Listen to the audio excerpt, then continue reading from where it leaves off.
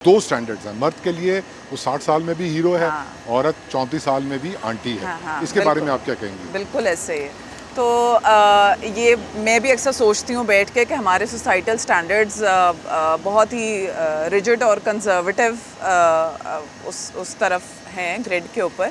तो I believe इस चीज़ को जो है वो इम्प्रूव करने की ज़रूरत है और ये आहिस्ता आहिस्ता जो अभी नेक्स्ट जनरेशन्स आएंगी एजुकेशन के साथ, अवेयरनेस के साथ ये चीज़ इम्प्रूव होती जाएगी।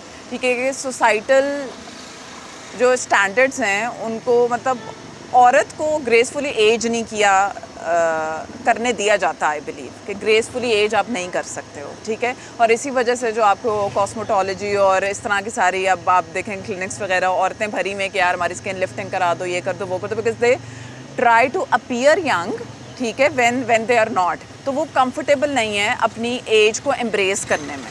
तो मुझे ऐसा लगता है कि एज तो हर एक पे आनी, मर्द और औरत पे, तो उसको ग्रेसफुली एम्ब्रेस करना चाहिए। तभी होगा जब सोसाइटी उस चीज़ को एक्सेप्ट करेगी कि एजिंग इज़ नॉर्मल, तो we need to normalise ageing. इसका ज़्यादातर ताल्लुक आपके फाइनेंसेस से और आप अपनी ज़िंदगी में कितने कंफर्टेबल और सेटिस्फाइड हैं, ठीक है। तो जितने ज़्यादा कंफर्टेबल, सेटिस्फाइड और फिजिकली हेल्दी और मेंटली हेल्दी आप फील करते हैं, उतना यंग आप फील करते हैं।